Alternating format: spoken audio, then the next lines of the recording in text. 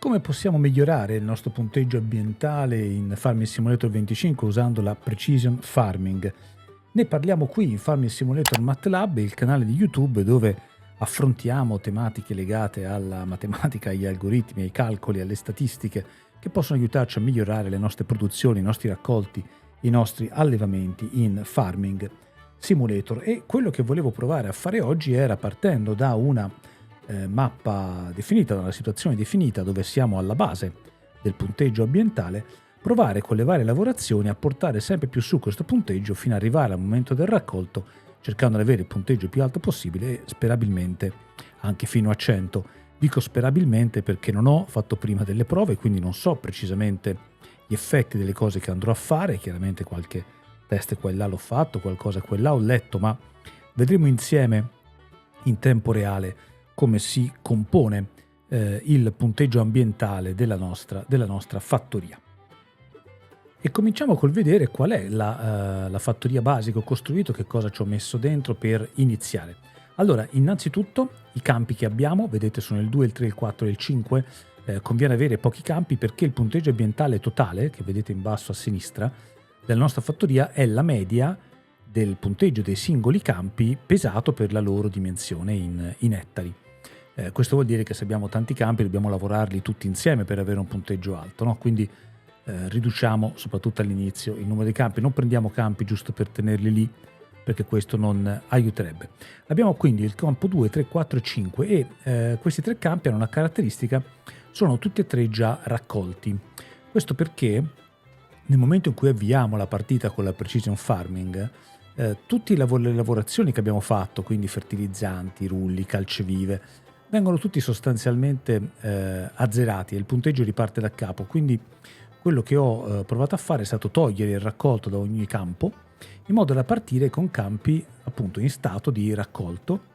Abbiamo chiaramente la ratura richiesta a sì, perché comunque sarà un elemento da guardare. Vedete, il campo prima richiedeva la ratura, questo richiede la calce, ma insomma li vedremo dopo più avanti. Qua di nuovo la ratura e poi c'è il campo 2 laggiù al di là della strada, dopo lo andremo a vedere. Cosa abbiamo in farm?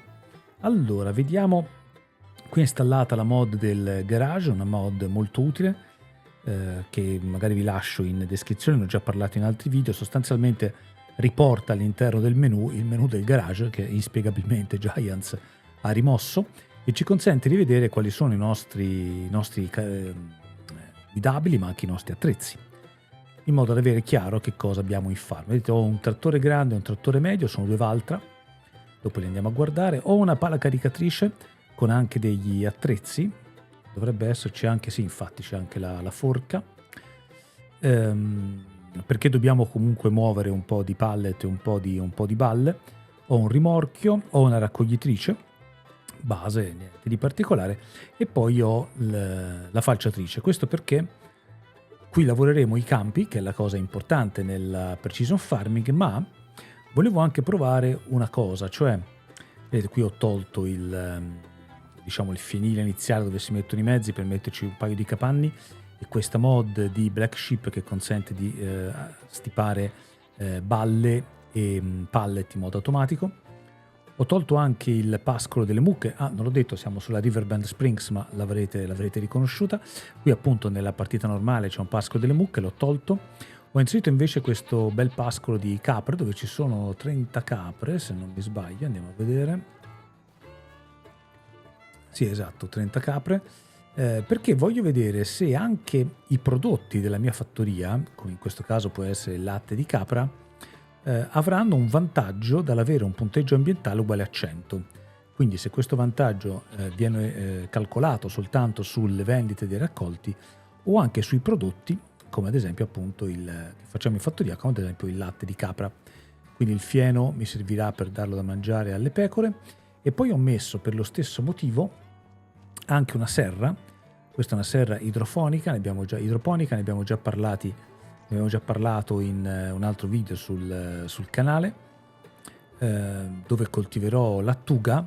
L'obiettivo è esattamente lo stesso: produrre lattuga e vedere, in base al punteggio ambientale, se il ricavo che ho dalla lattuga è migliore o peggiore del ricavo standard. La serra idroponica ha bisogno di acqua, ma qui abbiamo installato la automatic watering, infatti vedete lì in basso c'è l'acqua sta già cominciando ad arrivare, no? Siamo a 3000 litri rotti, in basso c'è la possibilità di disabilitare l'irrigazione, noi non la disabiliteremo, però richiede il fertilizzante liquido che adesso andremo a mettere. E ho installato in farm, al posto appunto del fienile, nello spazio liberato dal fienile, un po' di serbatoi per velocizzare le operazioni. Questo è un serbatoio di erbicida che appunto daremo con una irroratrice. Qui c'è il fertilizzante liquido se non sbaglio, qua c'è la calceviva e qua ci sono i semi. Useremo fertilizzante liquido e erbicida liquido in modo da sfruttare l'irroratrice. Non abbiamo fattorie che ci producono liquami e quindi per la parte di concime organico in questo momento non abbiamo grandi possibilità. Questo potrebbe incidere sul punteggio ambientale, vedremo più avanti.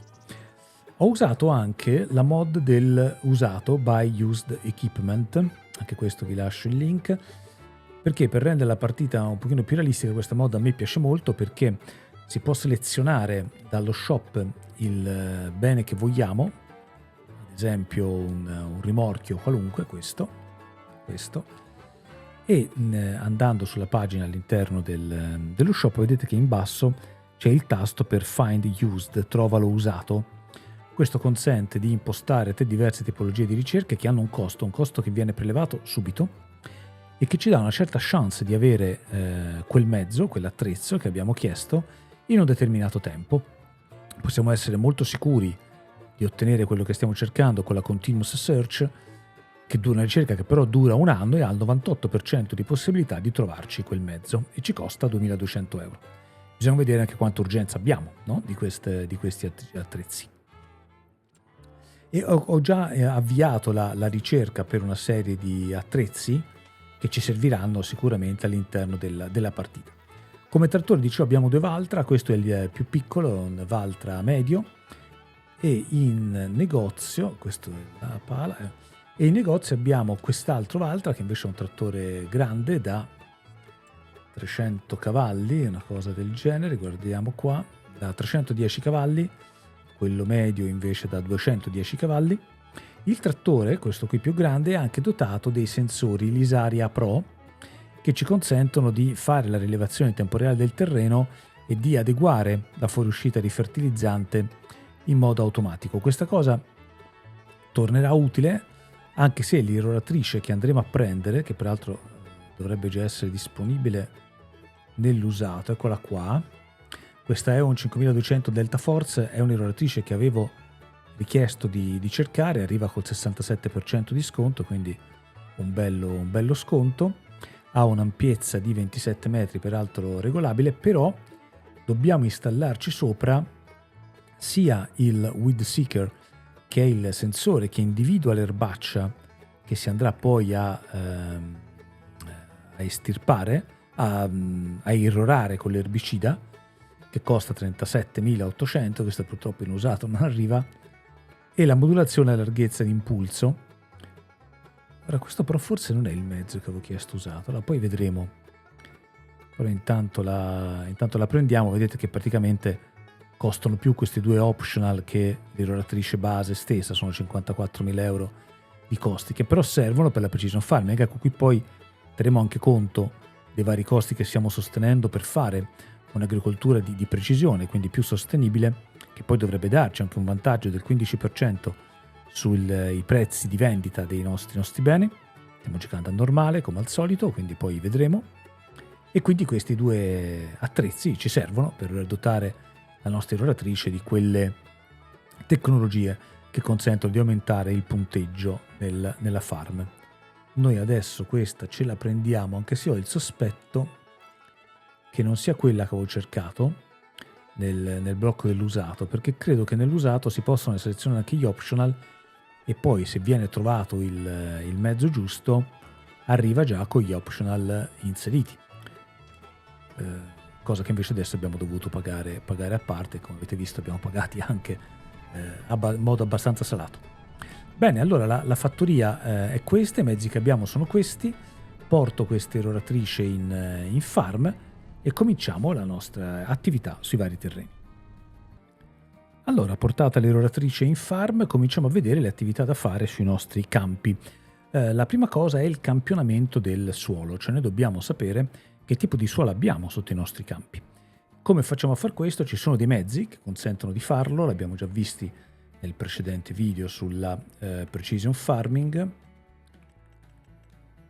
Attraverso per esempio questo attrezzo, lo Scout dell'Isaria, è possibile portarlo nei campi, prendere i campioni di terreno e mandarli ad analizzare. Anche la soluzione che ha il costo minore, però dobbiamo comprarci quell'attrezzo che costa 17.000 euro.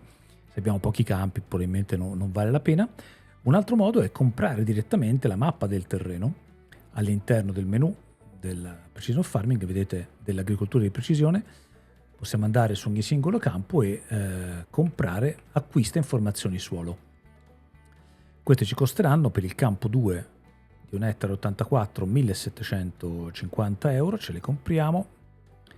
Lo stesso vale qui per il campo 3, acquista informazioni suolo, per il campo 4 e per il campo 5. Ok, adesso vedete tutti e 4 i campi hanno aumentato il punteggio arrivando a 57, che credo sia il massimo che si può ottenere sul campionamento. In realtà vedete no, siamo a 13.5 punti, dovremmo averne 15 di punti. Questo è strano, però vabbè, una delle tante cose che poi capiremo nel tempo. Io non dovrei avere altri campi su questa mappa, forse viene considerata la fattoria anche come campo, che sarebbe un po' strano per la verità. Comunque siamo qui appunto per scoprire le cose. Vedete che avere le informazioni sul terreno ci porta a 57 punti per ogni singolo campo, e poi la media in questo caso fa 58, qualche arrotondamento qua e là. Abbiamo i campi che come qualità del terreno sono molto misti. Vedete, il campo 3 è proprio 30-30-30 quasi, manca completamente il terreno franco. Il campo 2 forse c'è un pochino più di sabbioso, però tutto sommato le tipologie di terreno sono tutte abbastanza distribuite nei vari campi, quindi grandi strategie su cosa fare probabilmente non servono. Noi terremo un campo dove semineremo il rafano oleifero. Dobbiamo ricordarci di farlo entro ottobre, in modo che rimanga lì tutto l'inverno. Questo ci porterà un sussidio e ci darà anche un bel pezzo di azoto una volta che integreremo il rafano oleifero, e quindi aiuterà il tema della fertilizzazione. Gli altri campi invece vorrei provare a lavorarli per seminarli subito. Allora, noi avremo a settembre-ottobre la possibilità di mettere frumento e orzo nei nostri campi, però non so se faremo in tempo, se no dovremo andare a marzo, magari piantare mais oppure avena a marzo. Può essere una cosa da fare, magari teniamo i campi.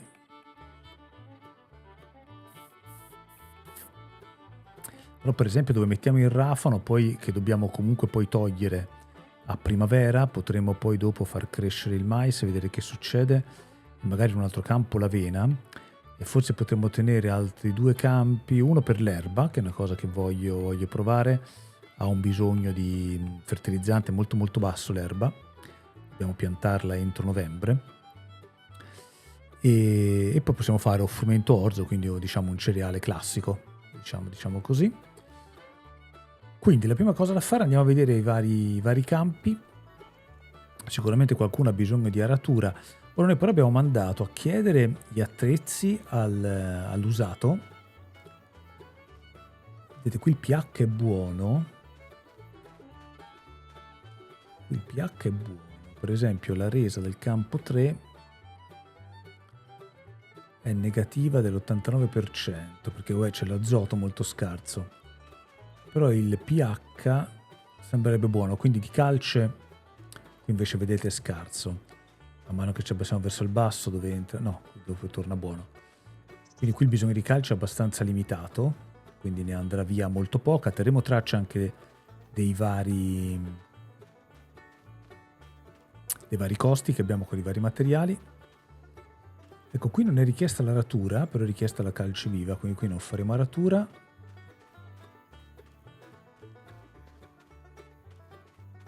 E qua invece è richiesta sia calce viva che aratura. Andiamo nel campo 2 a vedere che cosa ci serve.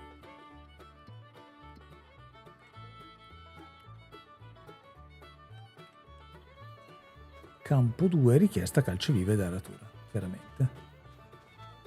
pH vedete abbastanza scarso. Ok, adesso però noi abbiamo chiesto all'usato di trovarci tutta una serie di mezzi, perché adesso non abbiamo praticamente niente, abbiamo soltanto le falciatrici che però non ci servono, l'irroratrice che non ci serve, la raccoglitrice non ci serve. Ora noi ci serve una seminatrice, un coltivatore anche per fare la parte di aratura dove è richiesta e uno spargifertilizzante per cominciare a dare la calce. Allora io adesso manderei avanti il tempo in attesa che il nostro broker per l'usato ci trovi i mezzi di cui abbiamo bisogno. Se poi magari non li trova entro una certa ora, magari li compriamo nuovi o li noleggiamo, potrebbe essere un'altra soluzione, e cominciamo a lavorare. Come al solito tutti i video hanno i capitoli, c'è lavora anche questo, quindi se a un certo punto vi interessa passare alla parte successiva per vedere l'argomento successivo, saltate qua e là dove volete senza nessun problema. Ecco, siamo arrivati a mezzogiorno, un paio d'ore dopo, e vedete che il broker ci ha trovato il tank che volevamo, la botte che volevamo per portare in giro acqua, ma soprattutto fertilizzante liquido. Eccola qua, 5.777 euro. Ci è costato, ripeto, la mod prevede un costo iniziale per soldi sostanzialmente da dare al broker per avviare la ricerca. Poi dopo però quando arriva vedete che lo sconto è anche uno sconto molto importante, quindi quei soldi, se si trova l'oggetto che vogliamo, è comodo. Quindi adesso vado in negozio a prendermi questa botte e poi la usiamo. Allora stiamo tornando in fattoria con la nostra botte. La botte che abbiamo viene dall'Off Bergman, è una mod necessaria per far funzionare l'Off Bergman, ma che si può usare con tutte le mappe. E queste botti sono interessanti perché sono botti che ci consentono di contenere molti liquidi, fra i quali anche il fertilizzante e l'erbicida. Fertilizzante liquido che ci serve per la serra idroponica, che è questa qua, che appunto va avanti ad acqua e fertilizzante. Allora, fertilizzante liquido è all'interno di questo tank qua, questo silos qua. Fertilizzante liquido. Non mi ricordo quant'è il fabbisogno della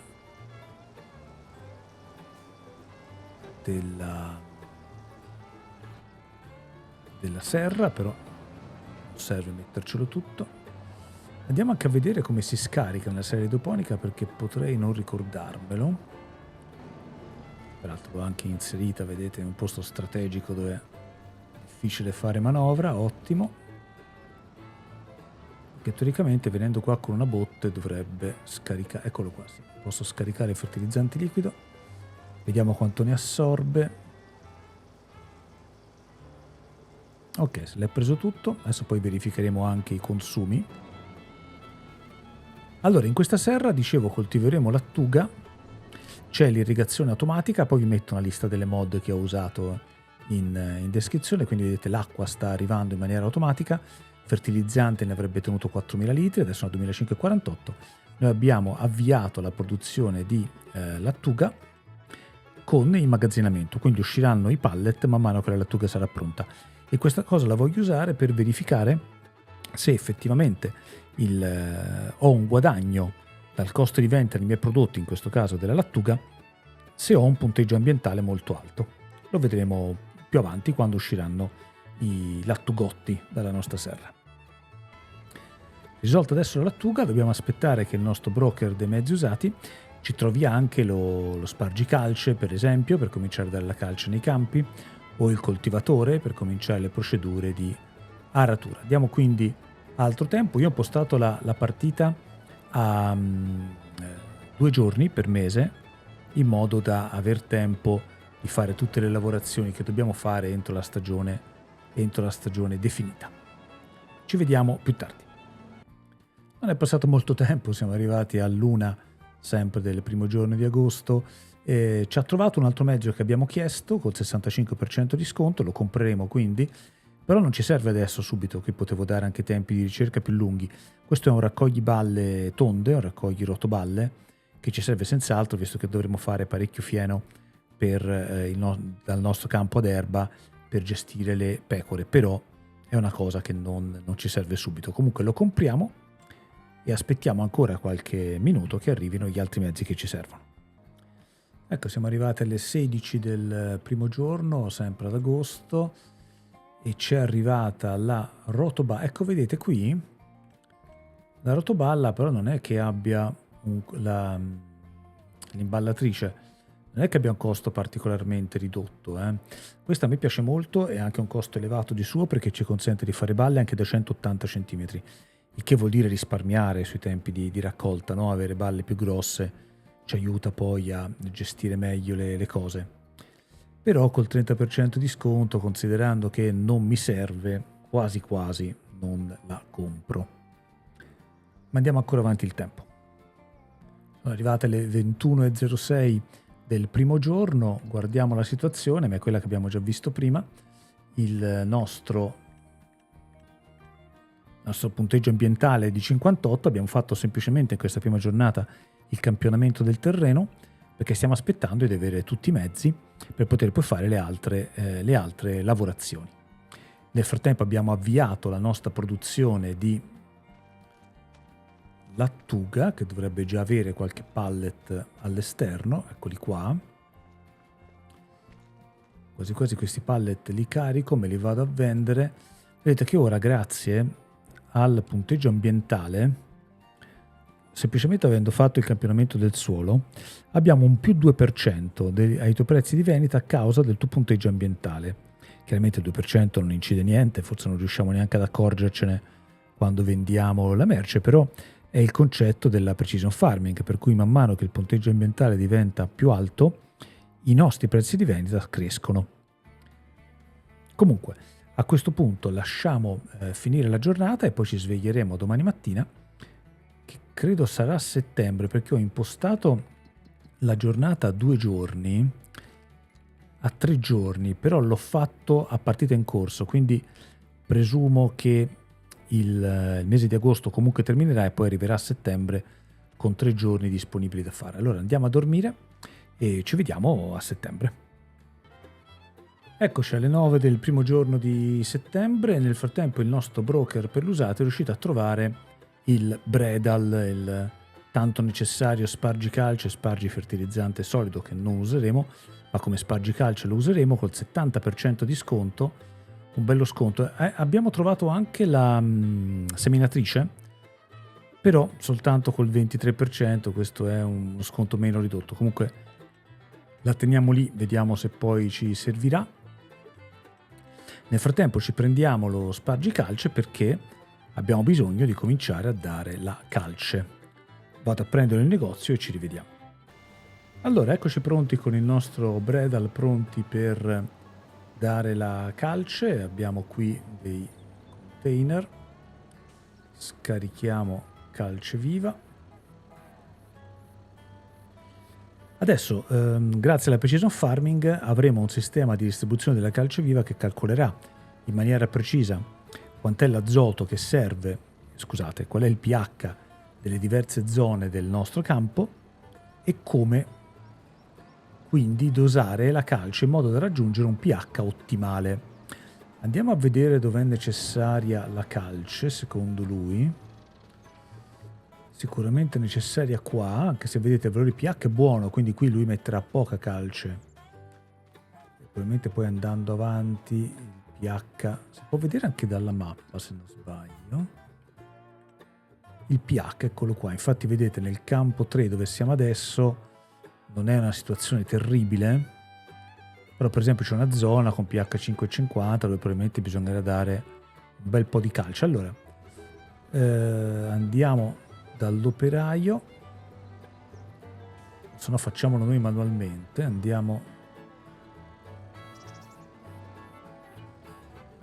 Andiamo a impostare l'assistenza allo sterzo. Basta una capezzagna. Meglio due. Meglio due. Ok. Cominciamo a spargere calce. Ora faccio semplicemente vedere l'inizio del lavoro, poi dopo continueremo off camera per non far durare questo video troppo a lungo. Quindi noi abbiamo attivato il dosaggio automatico, possiamo accendere lo spargifertilizzante e partire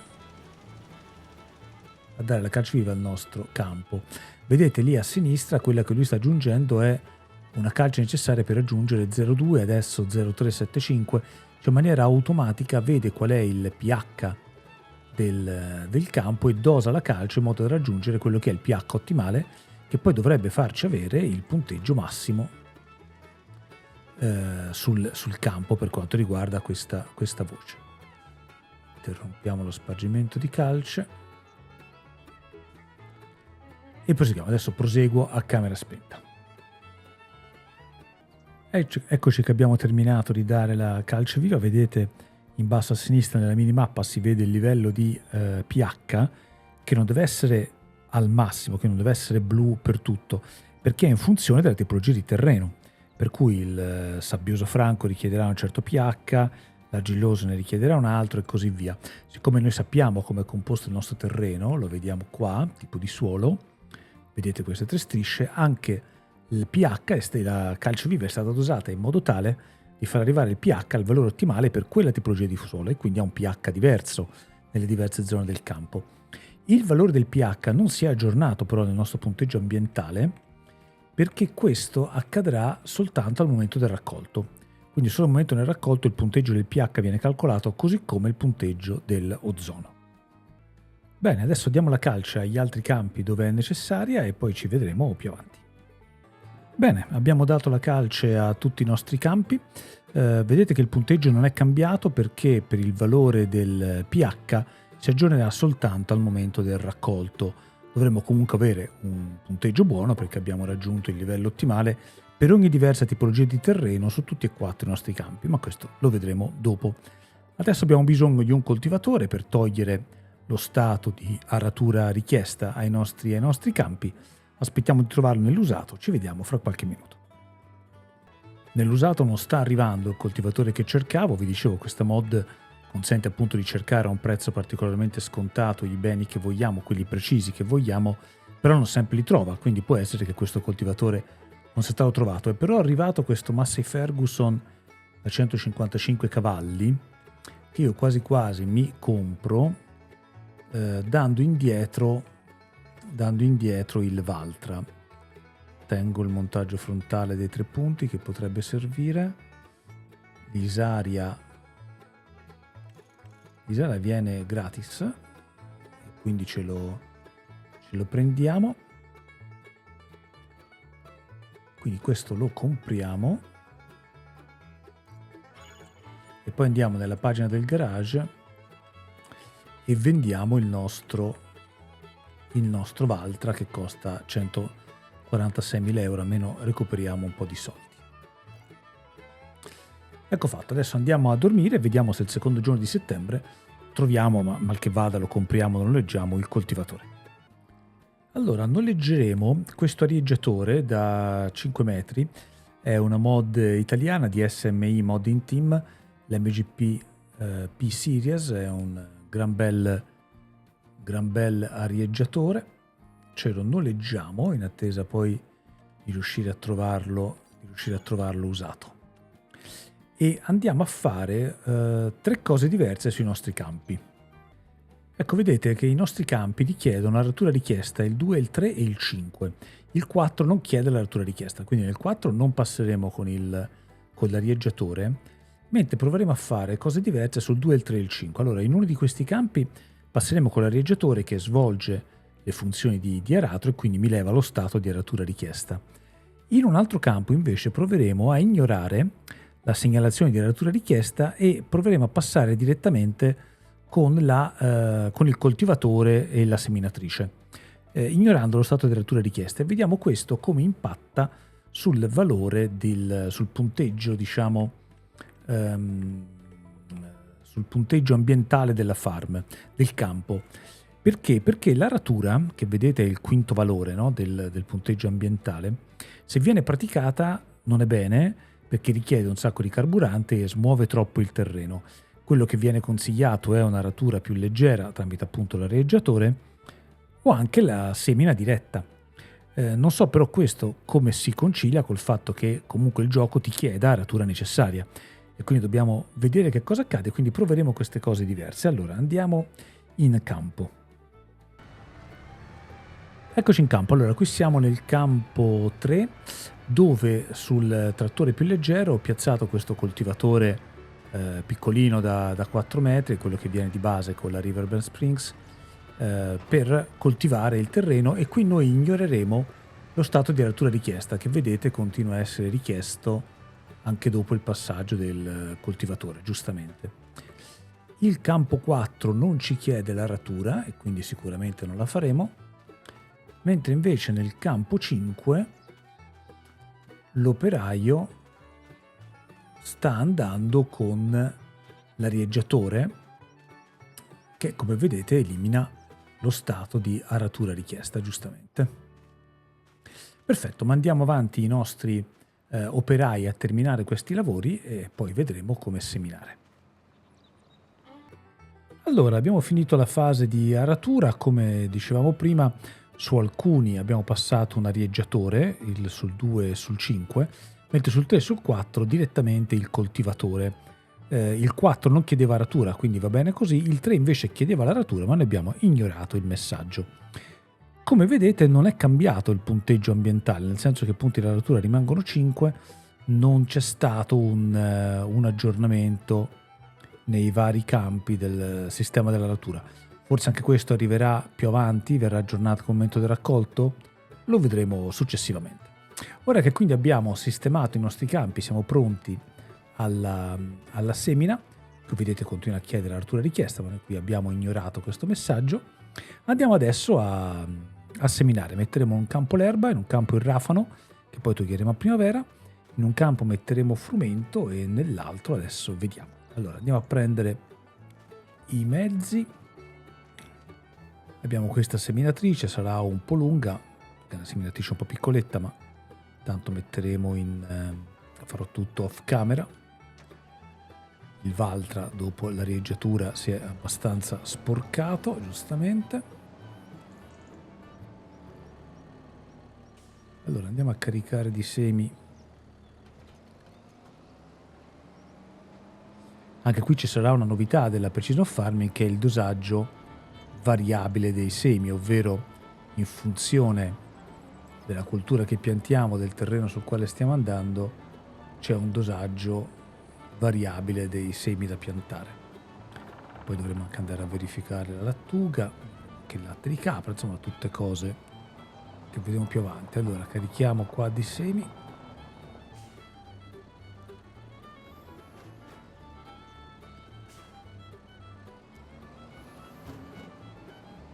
E cominciamo sul campo giù in fondo, dove mettiamo il rafano. Questo è il 5. Rafano che, ricordo, dà un sussidio a primavera, se lo togliamo appunto a primavera. Allora modifichiamo il seme, mettiamo rafano e dovrebbe poi anche darci un livello di fertilizzazione. Benissimo. Mandiamo l'operaio a lavorare e ci vedremo finite le operazioni di semina.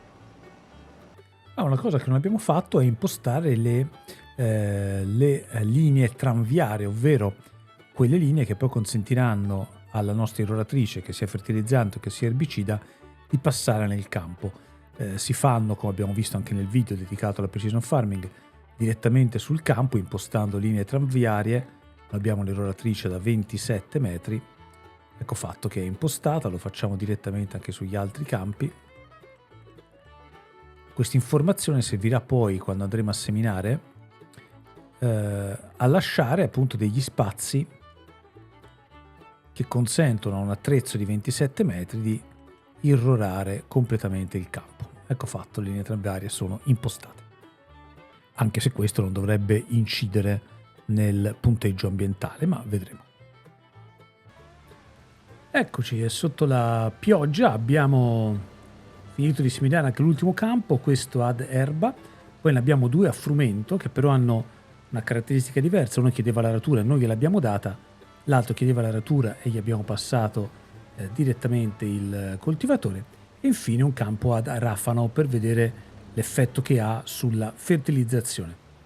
A questo punto possiamo rientrare in farm a depositare la seminatrice e non ci resta che aspettare che i campi crescano per poi dopo affrontare, direi già il mese prossimo, la questione della fertilizzazione e poi infine del diserbo per vedere l'impatto che ha. Nel frattempo guardiamo il punteggio dei nostri campi, che non è cambiato perché dicevamo pH e azoto danno punteggio soltanto nel momento del raccolto. La semina non dà poi punteggio in nessun modo. Allora aspettiamo che le colture crescano e vediamo che cosa succede. Eccoci, siamo arrivati a ottobre, le nostre colture stanno crescendo. Questo è il rafano, che sarebbe già appassito, quindi pronto per essere interrato, ma noi lo dobbiamo tenere fino a primavera per poter prendere il bonus. Qui accanto poi dopo abbiamo il frumento, vedete sono tracciate le linee tranviarie per consentire alla irroratrice di passare senza calpestare le colture. Allora, nel rafano non avrebbe nessun senso mettere il fertilizzante perché non ci serve, però siccome il punteggio del campo varia in funzione anche dell'azoto, qui vediamo dalla mappa che l'azoto è basso in tutti i nostri 4 campi, come ovvio non avendoli fertilizzati, io forse passerei il fertilizzante anche nel campo 5 o comunque vediamo dopo. Intanto passiamo nel campo 4, nel campo 3, nel campo 2 dove abbiamo messo l'erba. Per passare il fertilizzante andiamo con la nostra irroratrice, che è dotata dei sensori che consentono giusto appunto di intercettare le erbacce, i sensori sull'irroratrice, mentre invece i sensori sul trattore consentono di rilevare l'azoto e quindi di dosare in maniera corretta il fertilizzante. Allora, piazziamoci in corrispondenza dell'inizio di una linea di tranvia. Vediamo qua. Faremo fare all'operaio il lavoro, anche per vedere come si comporta sulle linee appunto di tranvia. Posizioniamo l'irroratrice, gli spieghiamo.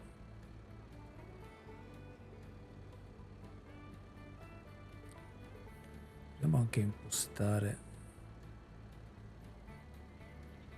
diciamo di iniziare con le capezzaglie, direi. No, iniziamo con le capezzaglie, sì, che vi siamo già posizionati sulle linee perimetrali. Ok, diamo via libera. Ecco, vedete lì a sinistra c'è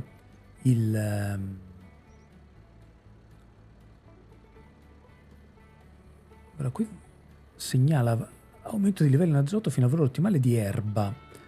In realtà noi non siamo sull'erba, noi siamo sul rafano. Può darsi che abbia gli stessi valori desiderati. Vediamo che cosa fa l'operaio. Sta posizionando, vediamo se spruzza, perché in realtà qui non servirebbe molto azoto, quindi i sensori dovrebbero rilevare, invece sta spruzzando.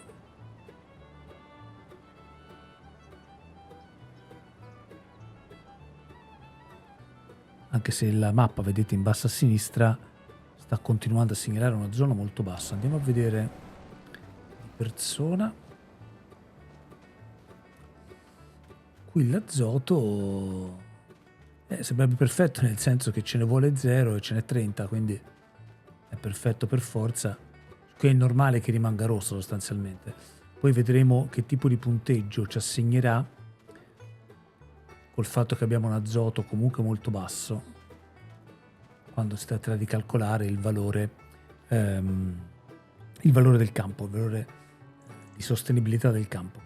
Allora adesso noi irroriamo con il fertilizzante tutti i campi seguendo le linee tranviarie e poi dopo vediamo che effetto ha fatto sulla mappa. Ecco, abbiamo fertilizzato il campo a rafano, ora stiamo fertilizzando il campo a frumento, che vedete ha delle aree di azoto veramente molto scarso, 25 su 160, vediamo che adesso deve fra poco passare al trattore, 15 su 160, quindi il sistema ora dovrebbe avere un azoto molto più alto, infatti siamo a 160 su 160 giustamente. Qua invece, ah sì, ok, anche qua va bene. Quindi ecco, piano piano, grazie ai sensori e al sistema di spruzzo selettivo, l'azoto resta 160-180, ripeto che la quantità cambia in funzione della tipologia di terreno, quindi sul terreno di prima era 160, qui sul franco sabbioso è 180 l'azoto necessario, però in maniera automatica, qui è scarso perché ora passerà adesso, in maniera automatica viene portato al livello, eccolo qua, sì, 180. Perfetto, allora continuiamo a fertilizzare. Ed ecco che abbiamo finito la fase di fertilizzazione. Il punteggio del terreno è rimasto a 57 perché l'azoto, anche questo, il punteggio viene calcolato al momento del raccolto, però che abbiamo effettivamente arato, abbiamo effettivamente fertilizzato, lo vediamo qua, dove i terreni che erano a frumento, che quindi hanno bisogno di particolare azoto, hanno elementi di azoto più alti. Il rafano invece, che non ha bisogno di azoto per niente, è rimasto a 0, anche se abbiamo passato l'irroratrice, che effettivamente però non ha consumato fertilizzante liquido, è passata così, giusto per passare, poi i sensori non hanno fatto passare nessuna goccia di azoto. Il terreno 2, che invece abbiamo messo erba, ha bisogno di un azoto molto molto basso, infatti vedete che i livelli di azoto sono intorno ai 25. Adesso sarà interessante vedere come al momento del raccolto verrà calcolato il punteggio dell'azoto, che non dovrebbe essere in valore assoluto, cioè in base a quanto azoto c'è nel campo, ma in base a quanto l'azoto è ottimale per la coltura che sto in quel momento piantando, in funzione anche del terreno sulla quale la coltura è piantata. Adesso aspettiamo quindi di andare ancora avanti con la maturazione delle colture, perché poi dovremo passare l'erbicida soprattutto nei campi a frumento. Ci vediamo quindi, facciamo passare un po' di tempo e andiamo avanti di qualche mese. Facciamo anche un'ulteriore prova, perché nel campo qui a frumento, vedete, c'è erbaccia piccola che in questo momento, finché le piantine sono basse, si può togliere con un sarchiatore. Nel campo accanto, dove non c'era richiesta l'aratura, abbiamo passato direttamente il coltivatore per poi seminare, l'erbaccia invece è già media e ci vuole la zappa, quindi teniamo questo campo per passarci più avanti con l'irrigatrice e l'erbicida, quando l'erbaccia crescerà e anche le piante saranno più grandi, usando le linee tranviarie. Invece qua facciamo una passata col sarchiatore, quindi un metodo di diserbo meccanico. Qual è il punto? Allora, il massimo punteggio si ottiene con l'erbicida, passando attraverso i sensori in modo che venga sparato l'erbicida giusto in funzione dell'erba che è realmente presente. Però, e il massimo punteggio per l'erbaccia sono 30 punti, però si possono ottenere 20 punti usando il diserbo meccanico, che è sempre meglio di niente. È sempre meglio che usare l'erbicida senza i sensori, o è sempre meglio che non fare proprio niente, perché le erbacce riducono di molto il raccolto. Quindi 30 punti, questo è scritto nell'aiuto del gioco, 30 punti se usiamo l'irrorazione localizzata tramite i sensori, 20 punti se usiamo il diserbo. Allora proviamo a usare il diserbo meccanico. In questo gioco mandiamo, in questo campo mandiamo l'operaio, vediamo se parte.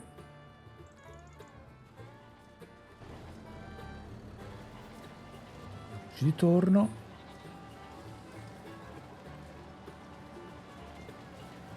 In realtà l'erbaccia sembrerebbe sempre essere presente. Se questo sarchiatore stesse in realtà funzionando un granché. Non so se sto sbagliando qualcosa io, vediamo. Vediamo qua.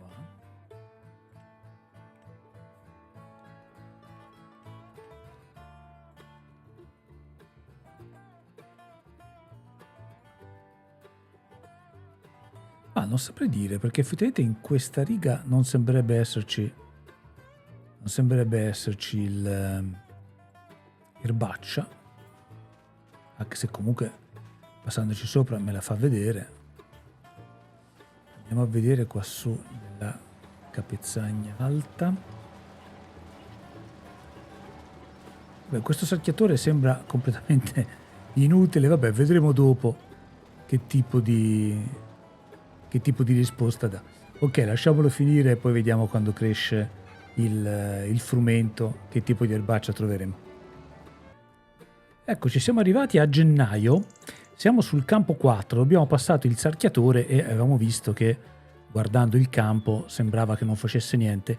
In realtà ha fatto, infatti se ora siamo sul campo, vedete non c'è più l'erbaccia presente, mentre invece nel campo accanto, no, questo è quello del rafano, il campo accanto è di qua.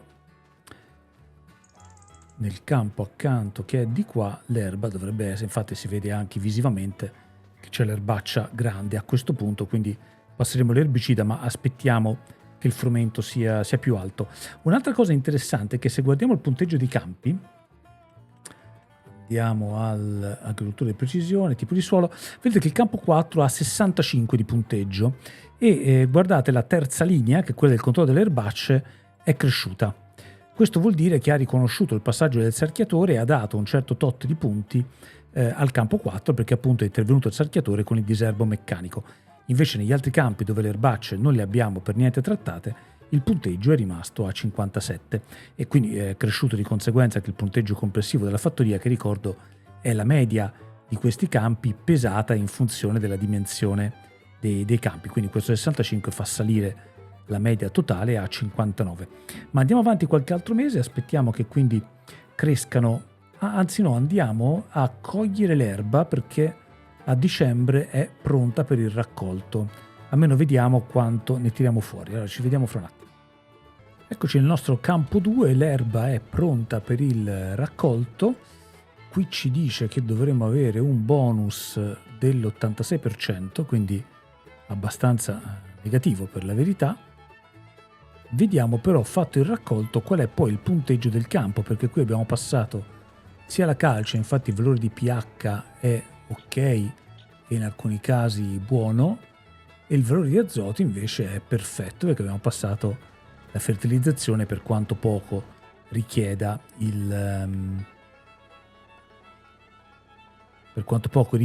l'erba. Vediamo se riusciamo a impostare.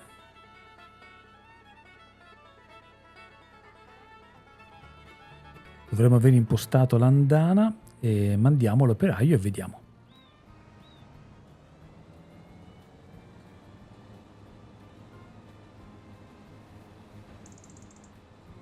Sì.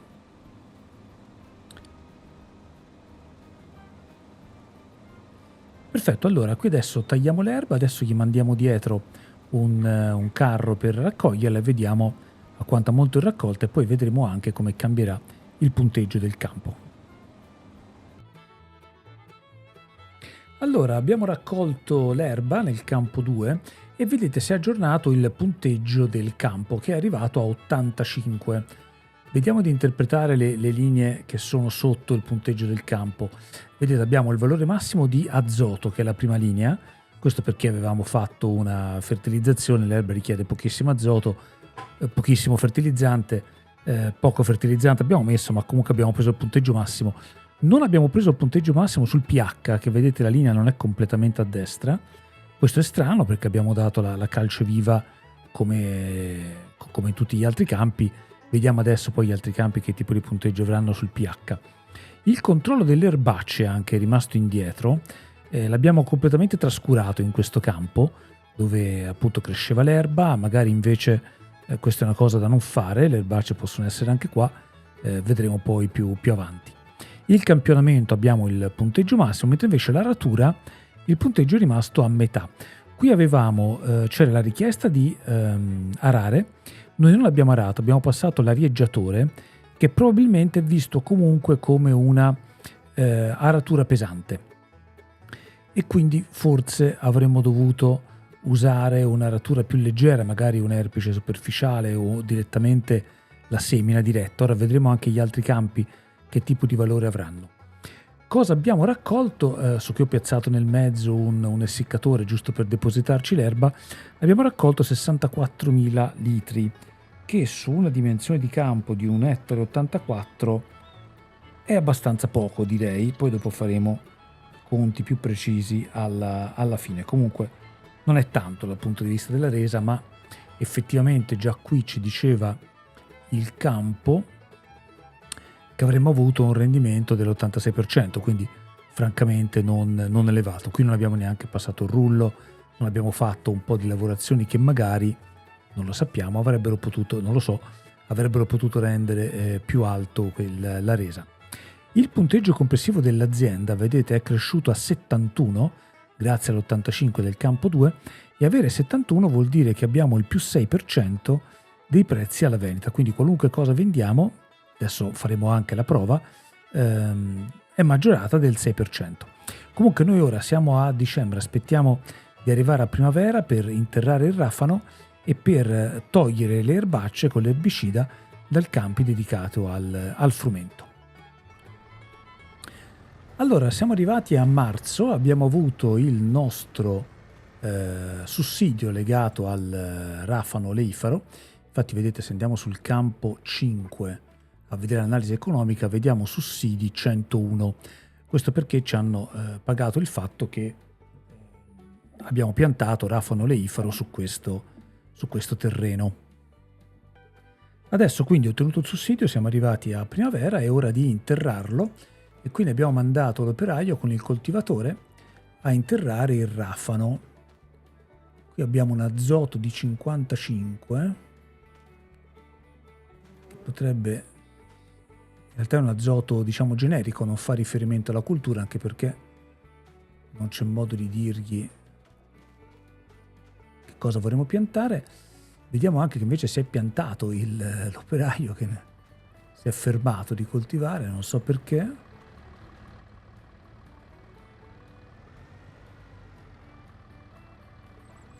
Diamogli il via.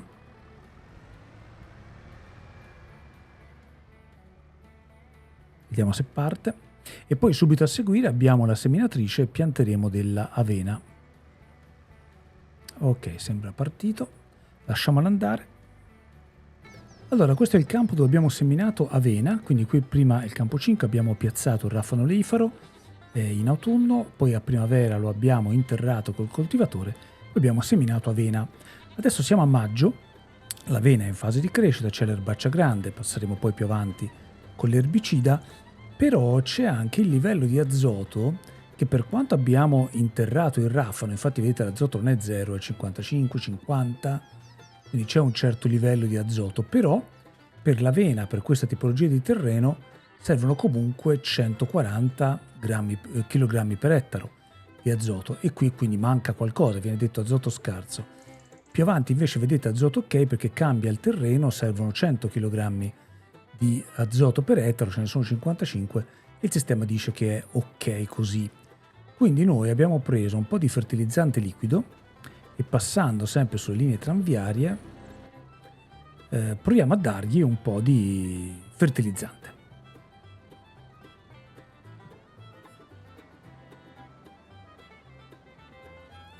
Però sta andando un po' dove gli pare, no? Forse parte dal su e giù, ho sbagliato a configurarlo. Sì, infatti parte dal su e giù.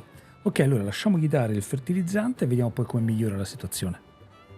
Ecco che sta fertilizzando, vedete il sistema intelligente non fa uscire il fertilizzante di qua dove è già passato, e soltanto delle leggere punte anche qua, anzi no, ha finito. Quindi riponiamo il fertilizzante, andiamo a riempire la nostra irroratrice con il diserbante per fare l'ultimo passaggio che faremo a giugno prima della raccolta con l'erbicida. Ed eccoci arrivati a giugno, la nostra avena nel campo 5 sta crescendo, abbiamo delle erbacce grandi e quindi passiamo con l'erbicida che abbiamo inserito all'interno della nostra irroratrice. Facciamo fare all'operaio, poi faremo tutti i campi per togliere le erbacce. Allora intanto partiamo col campo 5 dove abbiamo l'avena.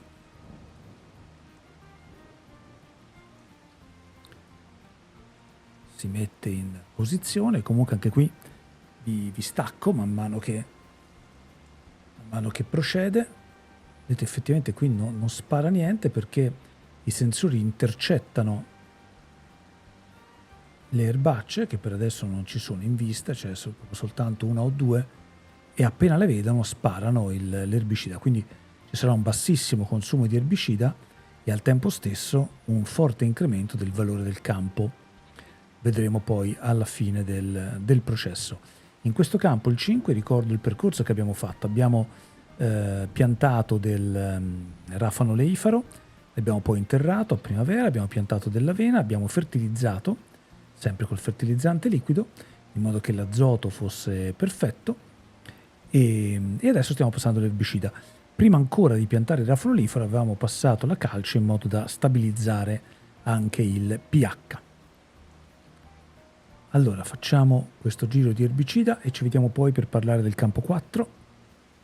Mentre l'operaio comincia a passare l'erbicida nel campo 4, vediamo che nel campo 5 il valore è cresciuto a 72 e se vedete la terza e la quarta barretta sono complete. La terza barretta è il controllo dell'erba e la quarta è il campionamento. Il campionamento è completo per forza e vedete anche però la terza barretta è completa perché il controllo dell'erba, avendo passato l'erbicida, a questo punto l'erbicida liquido con i sensori di controllo viene applicato il massimo del punteggio e questo è sicuramente positivo, anche se abbiamo speso soltanto 3 litri di erbicida perché non c'erano praticamente erbacce nel campo, però il solo fatto di esserci passati ci ha fatto incrementare il punteggio del campo. Vedete ancora a metà azoto e il valore del pH perché questi vengono conteggiati dopo il raccolto, mentre invece l'aratura ormai non ci spero più. Su questo campo avevamo passato l'arieggiatore, come anche nel campo 2 che abbiamo visto prima, e il punteggio dell'aratura è rimasto basso, quindi l'arieggiatore non buono per far crescere il punteggio dell'aratura.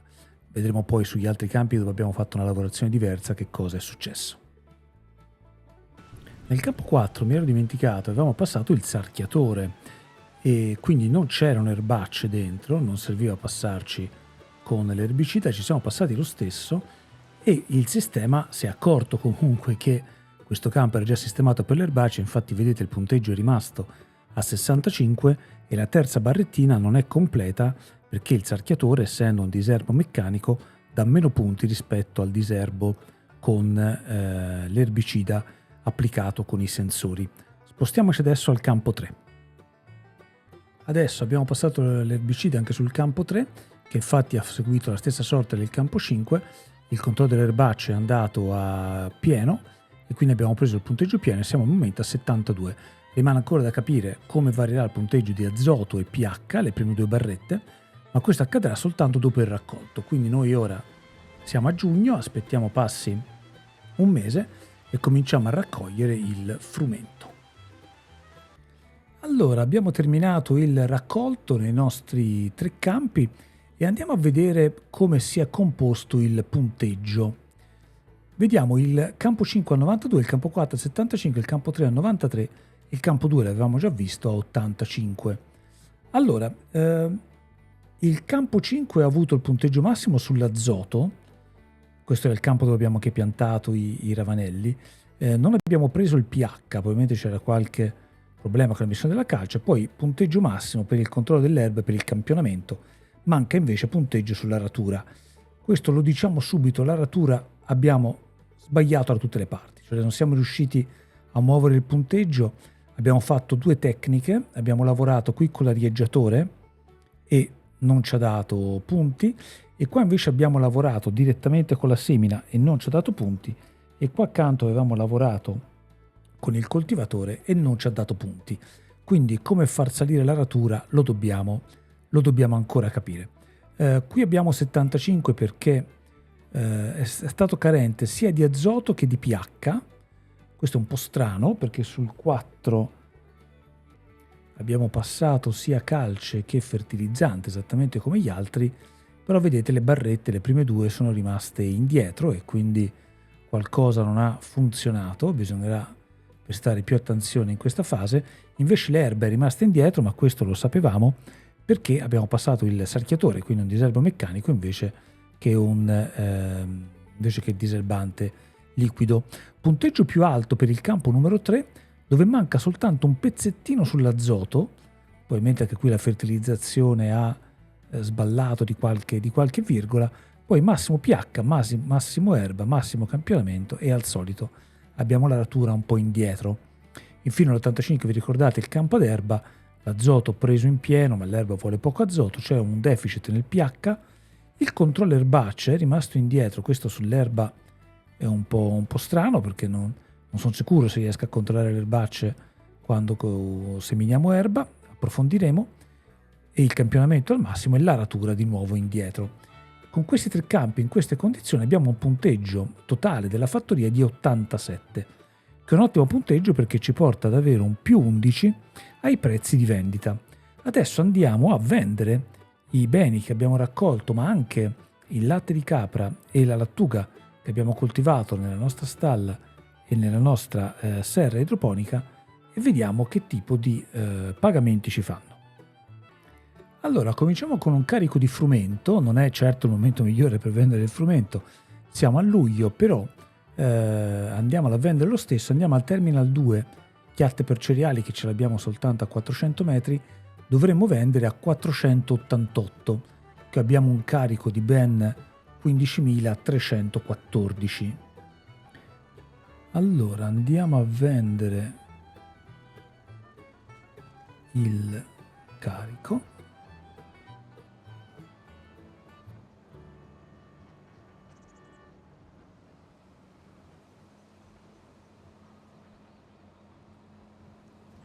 Vediamo se azzecchiamo.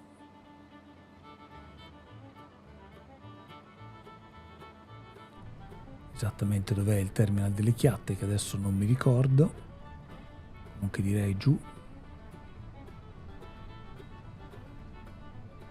Ah, ok, bisogna attraversare il ponte e poi c'è da fare quei giri.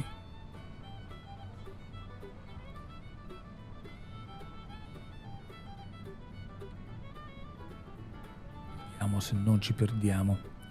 E qui dovremmo avere una resa intorno ai 7.000.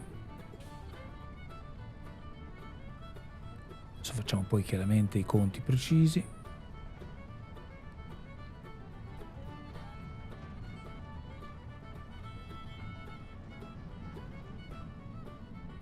Arrivati.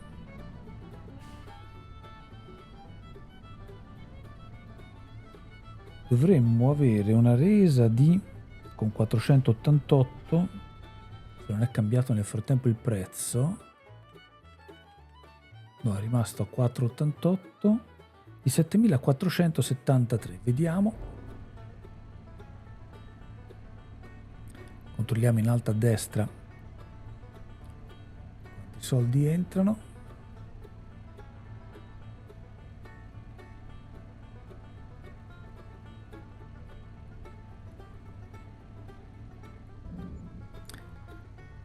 $7.481 con 834 allo specifica proprio di ricompensa punteggio ambientale. 8,34 su 7.481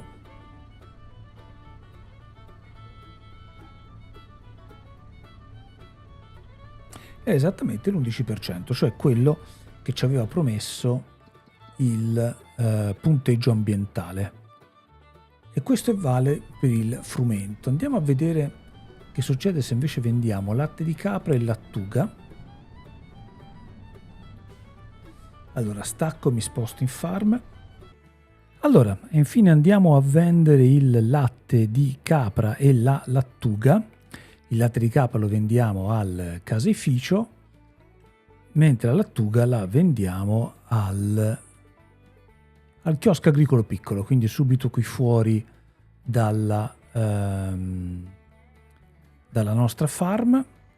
Andiamo a vedere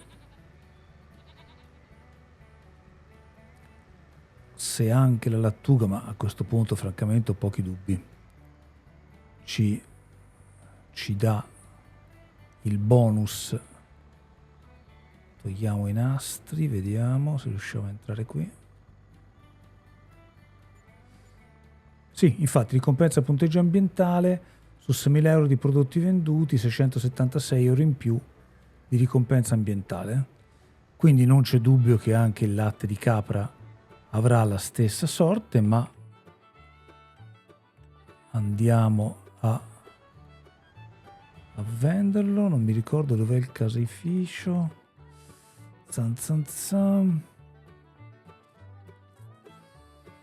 Ok. Ok, allora mi indirizzo verso il caseificio, ci rivediamo quando siamo là. Eccoci arrivati al caseificio, sganciamo le cinghie e ovviamente anche il latte ha la sua ricompensa di punteggio ambientale. Questo rende il latte di capra chiaramente, che già è molto redditizio di suo, un ulteriore 11% con questo punteggio che poi potrà migliorare. Allora, tiriamo un po' le somme di questo percorso che abbiamo fatto oggi. Dobbiamo capire come far funzionare l'aratura, perché sia la dileggiatura che la coltivazione diretta non ci hanno dato punteggi particolari. Il campionamento è la cosa più semplice, basta campionare tutti i terreni, anche se vedete, nonostante abbiamo punteggio pieno, la quarta barretta al campionamento, abbiamo punteggio pieno in tutti i campi, però sul totale non abbiamo il punteggio pieno, quindi anche qui c'è un passaggio da capire. Per quanto riguarda le erbacce, abbiamo visto che funziona molto bene il concime chimico, che dà punteggio pieno. Il diserbo, come atteso, dà un punteggio maggiorato, ma non il punteggio pieno, il diserbo meccanico fatto con il sarchiatore. Per quanto riguarda pH e azoto, invece, siamo riusciti ad avere il punteggio più o meno pieno in tutti i campi. Manca qualcosina di pH qui, manca qualcosina di azoto qua, probabilmente legata all'uniformità della distribuzione della calce viva per il pH e del fertilizzante per l'azoto, però comunque ha funzionato, anche se non abbiamo dato il concime, il fertilizzante organico. Abbiamo solo lavorato con una passata di fertilizzante chimico, abbiamo comunque avuto il punteggio pieno nel campo qui ad erba, sull'azoto, e un punteggio praticamente pieno nel campo che avevamo seminato a frumento. Invece, dove abbiamo messo il ravanello, il rafano oleifero, abbiamo avuto il punteggio pieno, come se avessimo dato concime organico, e di fatto il rafano oleifero è concime organico. Magari questo spiega questa leggera differenza nel campo 3, bisognerà provare mettendo concime organico che arriva appunto dalle stalle, per vedere se otteniamo lo stesso questo risultato. E abbiamo poi verificato che col punteggio complessivo di 87 riusciamo ad avere un 11% in più di guadagno dalla vendita dei prodotti, che effettivamente non soltanto sul raccolto, ma anche su beni lavorati come la lattuga o prodotti degli allevamenti come il latte di capra riusciamo comunque ad avere. Quindi praticamente su ogni produzione della nostra fattoria avremo il vantaggio legato al punteggio ambientale. Diverso invece il caso della resa. La resa è bassa su tutti i campi, 89%, 94%, 97%, 86%, quindi molto meno di quello che potremmo ottenere senza precision farming, lavorando pienamente il terreno con le 2 fertilizzazioni, con la calce viva, con l'aratura, con il controllo delle erbe, eccetera, eccetera.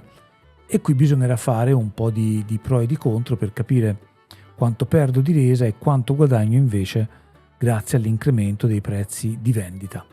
Quindi ancora conti da fare, però intanto finiamo questo video qui con questo appunto carrellata di quasi un anno di gioco per cercare di migliorare i punteggi dei nostri campi. Qualche risultato l'abbiamo ottenuto, qualche altra cosa va ancora capita. Comunque, la finiamo qua e ci vediamo in un prossimo video.